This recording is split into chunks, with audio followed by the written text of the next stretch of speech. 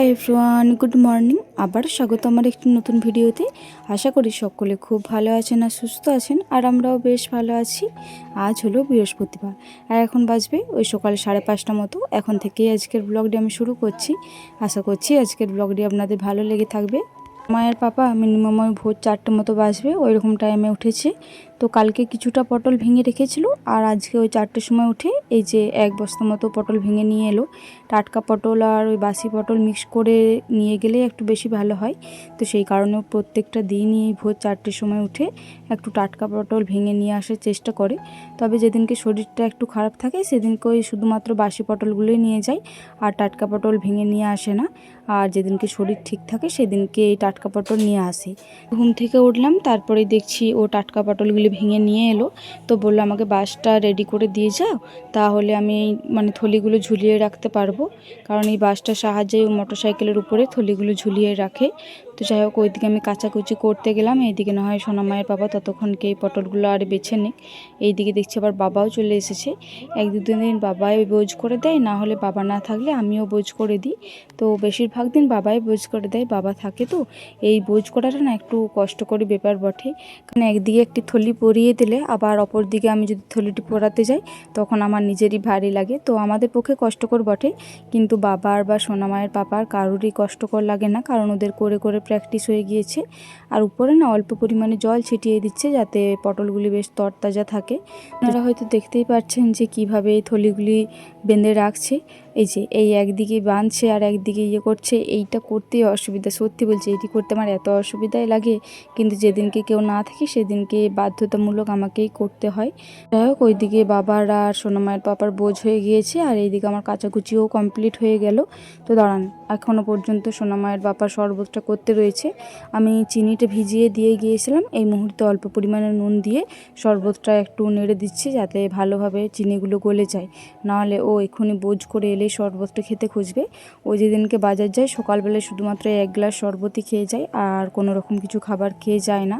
তো সেই কারণে আমি সবার প্রথম শরবতটা উঠে পরে ভিজিয়ে দিই, তারপরে মোটরসাইকেলটি বোঝ করার পরে শরবতটা রেডি করে নিই। তো অনেকক্ষণ থেকে দাঁড়িয়ে রয়েছে জানেন তো, এখনও পর্যন্ত আসছে না।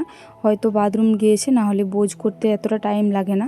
তো যাই হোক, ও ততক্ষণকে আসুক, আমার এতক্ষণ দাঁড়িয়ে থাকলে চলবে না, কারণ সোনামা উঠে পড়লে আমাকে আর কাজ বাগাতেই দেবে না। ততক্ষণকে না হয় আমি বাসি কাপড়টা চেঞ্জ করে নিই। এদিকে বাসি কাপড়টি চেঞ্জ করা হলো, আর সোনামায়ের পাপাও এসে পরে জামা কাপড় চেঞ্জ করে নিল, কারণ ওগুলো মাঠ পরে গিয়েছিল। তো আর একটু পরিশ্রম করলে তো ঘাম দেবেই, তো ঘামে জামা কাপড়গুলি ভিজেও গিয়েছিল। তো যাই হোক, এইদিকে শরবতটা খেয়ে নিল। আর এই যে এইদিকে দেখুন সোনামাও উঠে পড়েছে। ওই যেদিনকে সোনামায়ের পাপা বাজার যায় সেদিনকে বেশিরভাগ দিন সোনামা উঠে পড়ে সকাল সকাল। এই যে সোনামায়ের পাপাও বেরিয়ে পড়েছে। ওই সোনামা যেদিনকে একটু সকাল সকাল উঠে পড়ে সেই দিনকে আমার একদিকে সুবিধা হয়, আবার একদিকে অসুবিধা হয়। সুবিধা বলতে, ও যদি একটু বেলা করে ঘুমোয় তাহলে আমি সব কাজ বাগিয়ে ওকে ক্লিনিং আরে করাতে পাই। আর ও যেদিনকে উঠে যায় সেদিনকে আমার কাচাকুচি করতে দেরি হয়ে যায়। তবে আমার আজকে কাচাকুচিটা হয়ে গিয়েছে, অতটা টেনশন নেই। কাচাকুচিটা হয়ে গেলে এবারে মিলতে পাবো। তো একবার ব্রেস্ট ফিডিং করাই, তারপরে না হয় মিলে দেবো। আর এই যে দেখুন সোনামায়ের পাপা এরপরে বেরিয়ে পড়লো, আর যাওয়ার আগে সোনামাকে একটা ফ্লাইং কিস দিয়ে পরেই গেল। চলে গেল, চলে গেল, চলে গেছে বাবা, চলে গেছে। হ্যাঁ, এখন ঘড়ির কাঁটায় মিনিমাম ওই 8টা 10-15 মতো বাজছে। এই মুহূর্তে দেখছি পুকুর পাড়ে প্রচণ্ড পরিমাণে ভিড় জমেছে। ভিড় জমার কারণ হচ্ছে এটা আমাদের পুকুর, আমাদের বলতে আমাদের 5 ঘরের পুকুর। আমাদের জেঠিমাদের ওই ধারে 3টে কাকিমাদের। তবে এখন বিশেষ করে চাষ করছে আমার শ্বশুর মশাই। তো সকালবেলাতে উঠেই সকলে দেখছে নাকি মাছগুলো হুপুচুপু খাচ্ছে, মানে মাছগুলো এরপরে মরে যাওয়ারও সম্ভাবনা রয়েছে। তো সেই কারণেই কিছুক্ষণ আগেই বাবাকে সবাই ফোন করে বলল, দিদিভাই নাকি ফোন করে বলল। তো বাবা তাড়াতাড়ি করে এলো, তো এসে পড়ে পাম্পটা চালালো, বললো নাকি এই জলটা বার করে নতুন জল ঢুকবে বা কিছু একটা বললো, তাহলে মাছগুলি বেঁচে যাবে। মানে সকাল থেকে শুধু বিপদের ওপর বিপদ। এই মাছগুলি মারা গেলে কত যে লোকসান হবে। আর এই যে দেখুন অলরেডি অনেকগুলি মাছই বাড়িতে নিয়ে আসা হয়েছে। আমি 2টো মতো নিয়ে এসেছি, দাদা ভাই বাবা সকলেই নিয়ে এসেছে। মিনিমাম 6টা মতো ছোটো মাছ রয়েছে, আর এই যে এইদিকে দেখবেন কত বড় একটা মাছ রয়েছে। এই মাছগুলো কিন্তু একটাও মারা যায়নি, ওই হাঁপুচুপু খাচ্ছিলো, সঙ্গে সঙ্গে তুলে নিয়েছে। তবে অনেক মাছ বলছে পুকুরের ভিতরেই তলিয়ে গিয়েছে, জানি না কতটা কি বাগাতে পারবে। বাবা বললো একটা ওষুধ আনছি, ওই ওষুধটা দিলেই নাকি ঠিক হয়ে যাবে, আর আজকে 7-8 দিন ওই পাম্প চললেই নাকি মাছগুলো বেঁচে যাবে। যাই হোক, ওই যে মাছটি দেখালাম, তারপরে আমি সোনামাকে আনতে গিয়েছিলাম। তারপরে এই মুহূর্তে সোনামাকে ঘুম পাড়িয়ে দিয়েছি, আর ওইদিকে আমার ভাতটা হচ্ছে। তো ততক্ষণকে দেখলাম যে ভাতটা রেডি রয়েছে, তাহলে না হয় মাছটা বনিয়ে দিই। ওই যে ছোট ছোট মাছগুলো দেখলেন, ওগুলি জেঠিমা কাকিমা সকলকেই দিয়েছে ভাগ করে করে, কারণ বললামই তো আমাদের 5 ঘরের পুকুর। আর একটা বড় মাছ পেয়েছিল, ওই বড় মাছটাও সকলকে ভাগ করে দিয়েছি। আমাদের বাড়িতে শুধুমাত্র এই বড় মাছটাই রেখেছি। তো এই মাছটা মিনিমাম 1.5 কিলো মতো হবে। তো এতটাই ভারী, আমার কাটতে এতটাই অসুবিধা হচ্ছিল কি বলবো। তো সেই কারণে দিদিভাই বলল, বুনু মাছটা 2 ভাগ করে দে, তাহলে দেখ তোর বোনাতে সুবিধা হবে। আর সত্যি কথা বলতে সত্যি 2 ভাগ করার পরে না মাছটা বোনাতে বেশ সুবিধা হচ্ছিলো। এই যে মাথাটা কাটতে একটু বেশি দেরি লাগে, তো সেই কারণে মাথাটার জন্য বিশেষ করে 2 ভাগটা করে নিলাম। আর কতটা পরিমাণে বড় মাছ আর কতটা পাগলো মাছ আপনারা হয়তো দেখেই বুঝতে পারছেন। তো যাই হোক, ওইদিকে মাথাটা কাটা হয়ে গিয়েছে। আর এই যে তেলটার যেটা মেন অ্যাট্রাকশন, এই পিত্তিটা, এই পিত্তিটা যদি গালা যায় না, তেলটা খেতে মোটেও ভালো লাগে না, আর তেলটাকেই পুরো তেতো করে দেয়। আর আজকের তেলটা দেখছি আবার চর্বি জাতীয়, পাকালো মাছ তো সেই কারণে হয়তো চর্বি জাতীয় তেলটা রয়েছে। এই তেলটা খেতে যতটাই না ভালো লাগে ততটাই কিন্তু ক্ষতিকর, তবে এই তেলটা খেতে আমাদের বেশিই ভালো লাগে।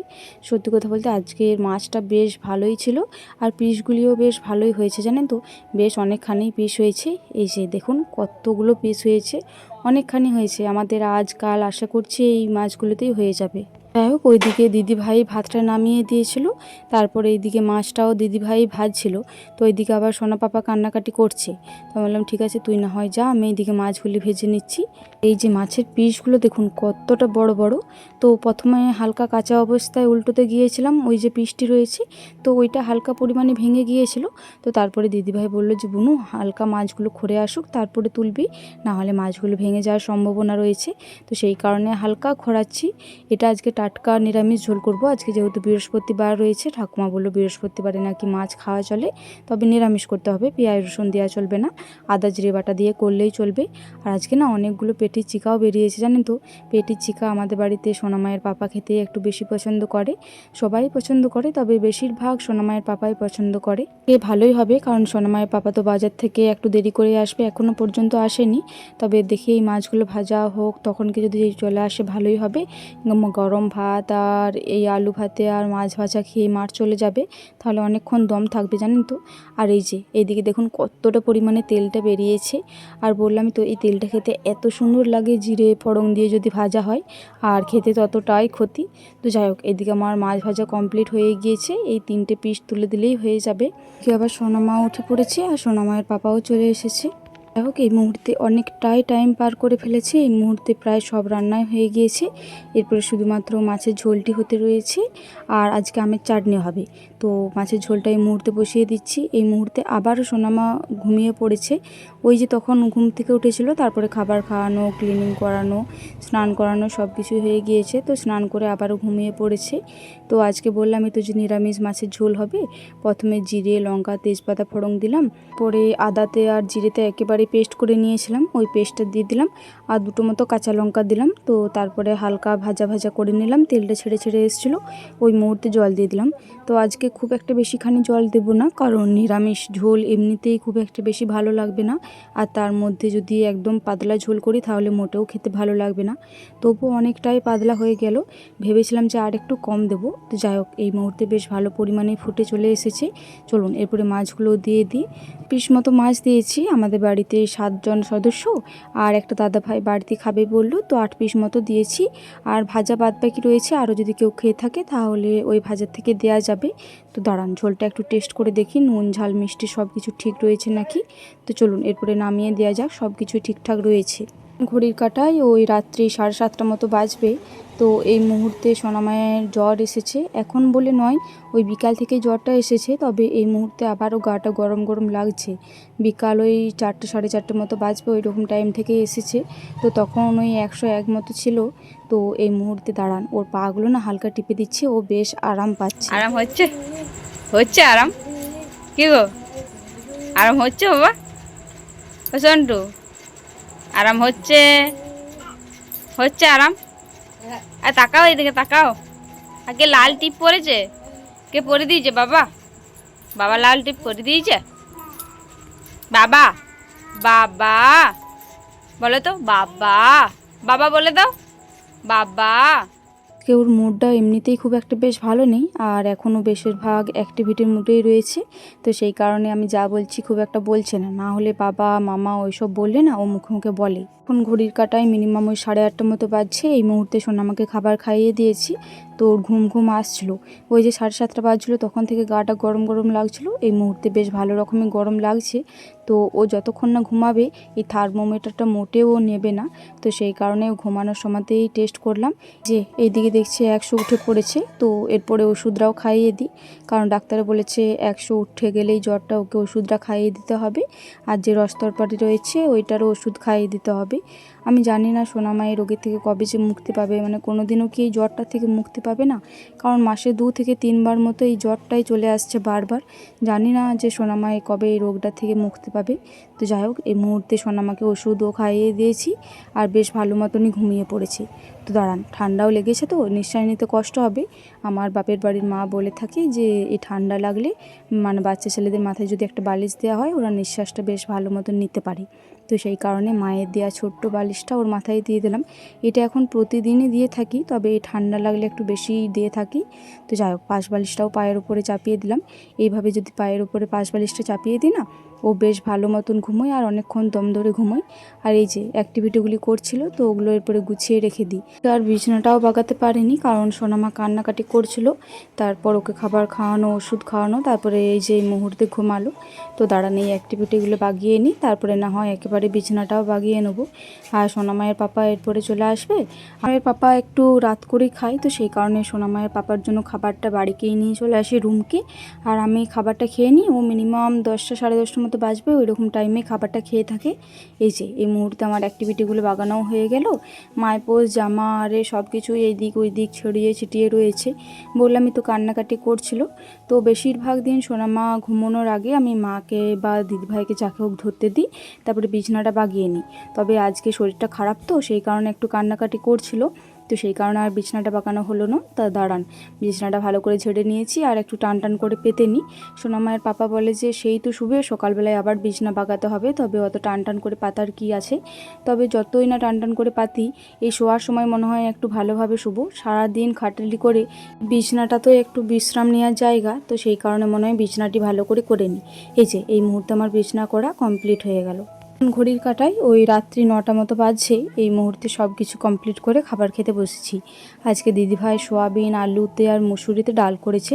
সত্যি কথা বলতে ডালটা তো একদম দারুণ দেখতে লাগছে, তবে জানি না খেতে কেমন হবে। তো ওই ডালটা করেছে বলে বিশেষ করে একটা রুটি নিয়েছি। আর ওই বেলাকার চচ্চড়ি হয়েছিল, চচ্চড়িটা ছিল, তবে রাত্রে আর কোনো সবজি খেতে ইচ্ছা করছিল না। তো সেই কারণে ভাতের জন্য এই ডাল আর আলু ভাতে এনেছি। আর বিশেষ করে ডালটির জন্য বললাম তো রুটি এনেছি। আজকে রুটিটাও বেশ ভালো হয়েছিল, আর ডালটা তো সত্যি বলছি দারুণ লাগছে। দাঁড়ান, একটা সোয়াবিন দিয়ে পরে খেয়ে দেখি কেমন লাগছে সোয়াবিনটা। সত্যি কথা বলতে ডালের মধ্যে হয়তো সোয়াবিনটা দিয়ে দিয়েছিল, তো সেই কারণে সোয়াবিনটা হয়তো ভেজে দেয়নি, তো সেই কারণে একটু সেদ্ধ সেদ্ধ ভাব লাগছিল। না হলে ডালটা খেতে দারুণ লাগছে। যাই হোক, চলুন আজকে রাতের খাবারটা খেতে খেতে আজকে ভিডিওটা শেষ করছি। আবারও দেখা হবে পরবর্তী কোনো ভিডিওতে। ততক্ষণে সকলেই খুব ভালো থাকবেন আর সুস্থ থাকবেন। আর আজকের ভিডিওটি ভালো লেগে থাকলে একটি লাইক, কমেন্ট, শেয়ার আর সাবস্ক্রাইব করে আমার এই ছোট্ট চ্যানেলটির পাশে থাকবেন।